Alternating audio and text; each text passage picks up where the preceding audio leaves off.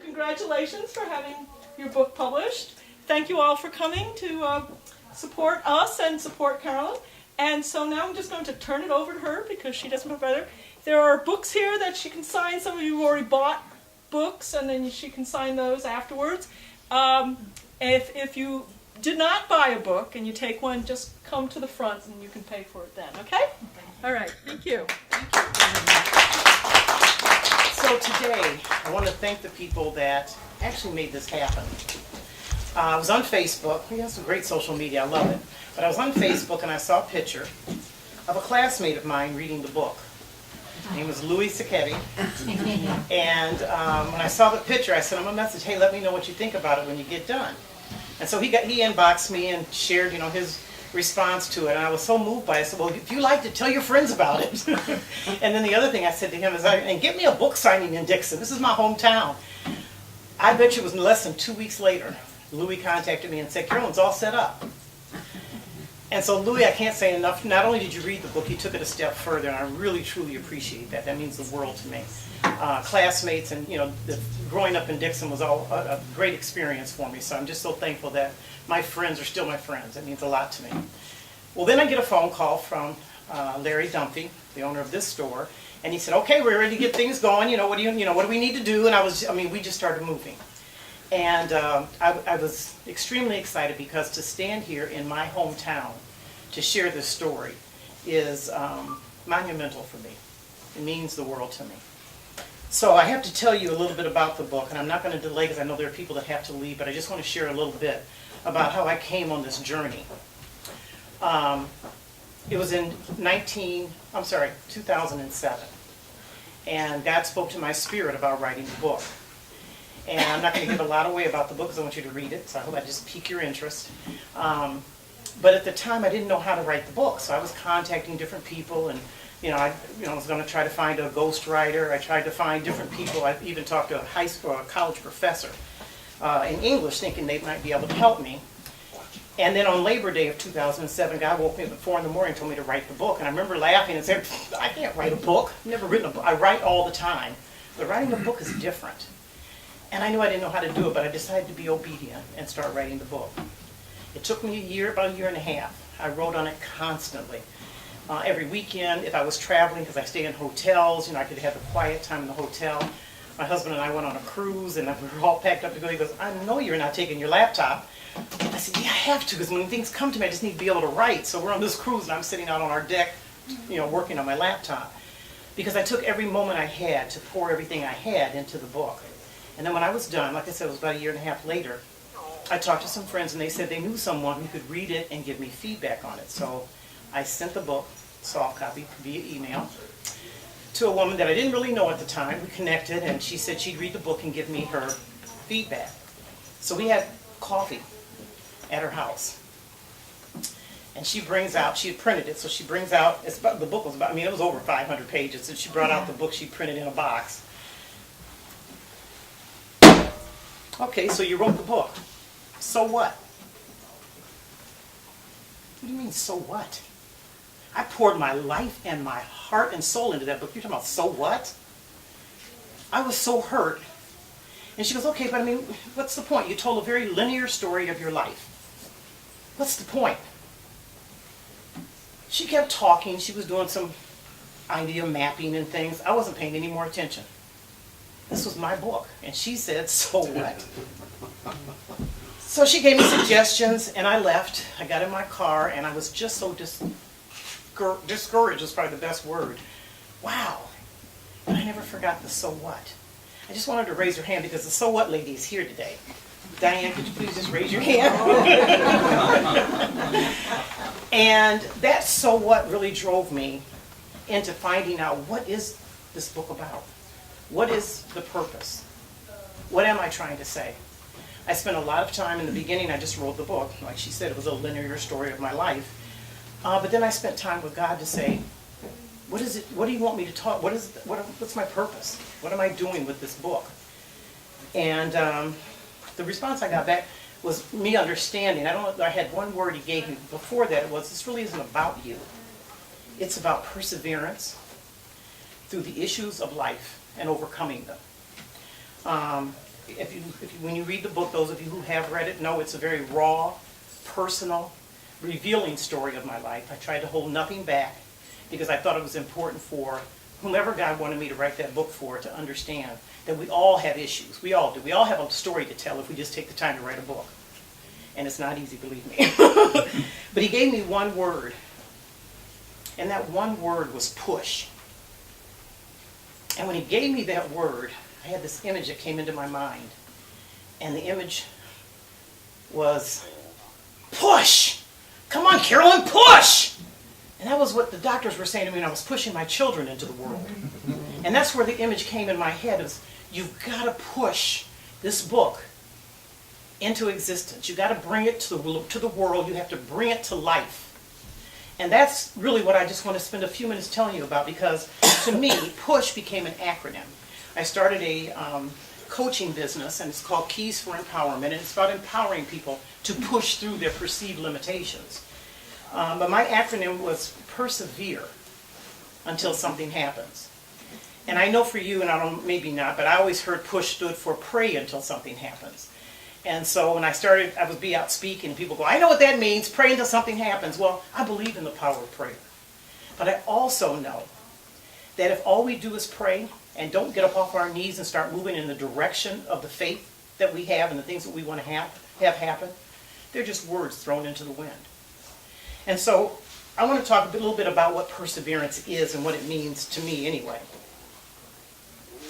Perseverance is defined as a commitment in doing something despite of the difficulty or the delay in achieving success. And most of us are like I am anyway, one instant success or instant gratification from the work we're doing.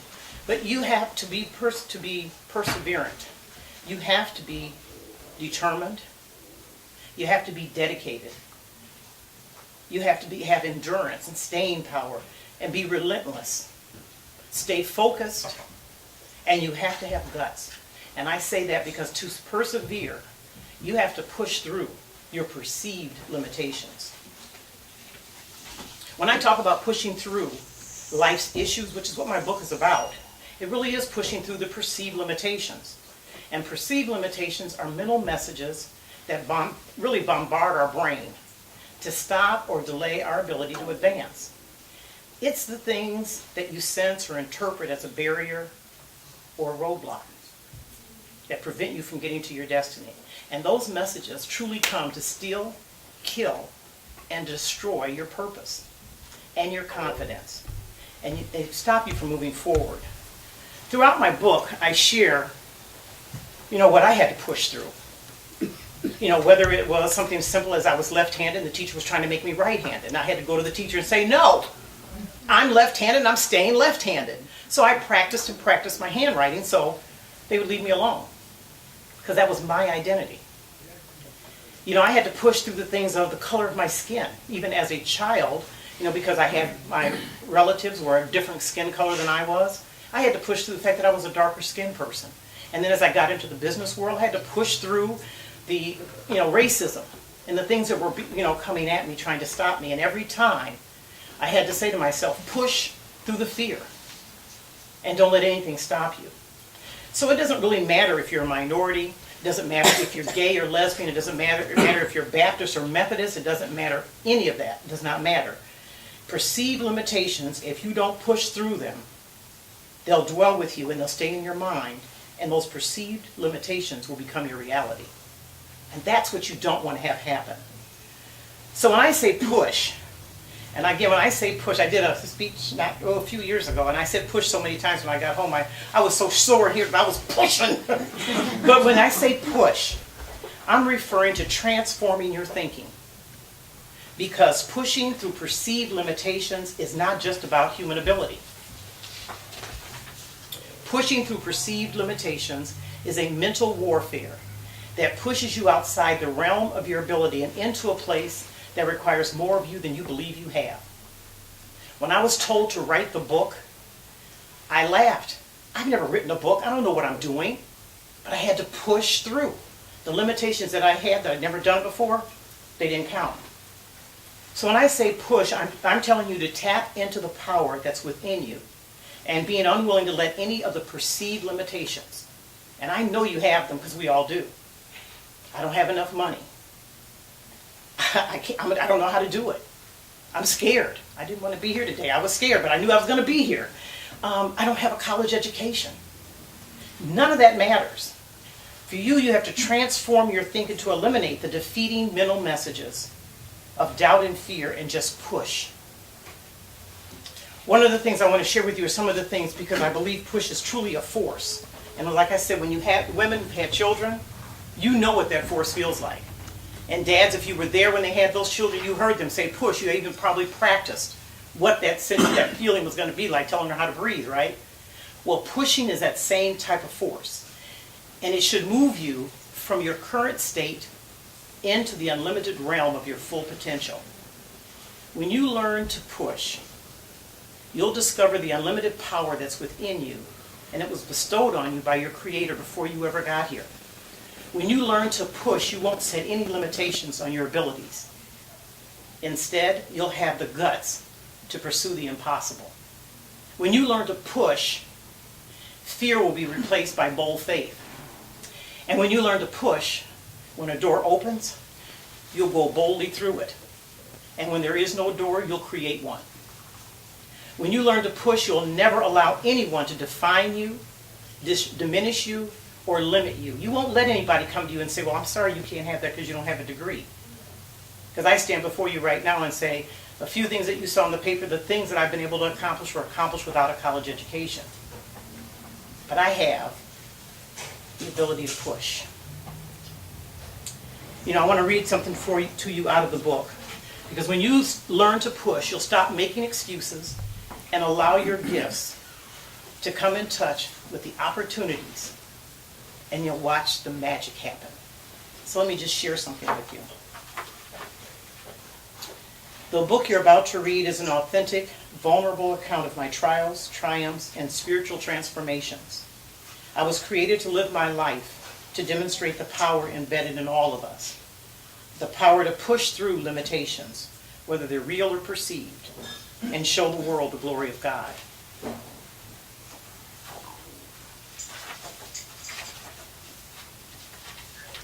As I end the book, I say, I was stretched to discover my own resiliency, challenged to build new levels of faith, and broken to learn where my strength comes from. I don't stand in anyone's shadow anymore. I am the bold and bodacious woman God says I am. We are all God's handiwork, gifts to this world. I've learned that God can use not only our greatest accomplishments, but also our greatest failures to accomplish His will. He knew who we were before we entered our mother's womb, and He designed long before we were here the good works that He needed us to do.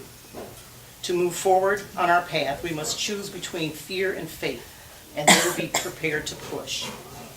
God taught me in my youth, and now that I'm gray-headed, I will use my experiences to declare the strength and power of God to this generation and the ones to come. And I speak in this book quite often of my Aunt Tuda, and I say she's right. God did have something for me to do, and I do it every day by trusting Him and being obedient to whatever He commands me to do. So what I'd like to ask you to do, I'd like to challenge you.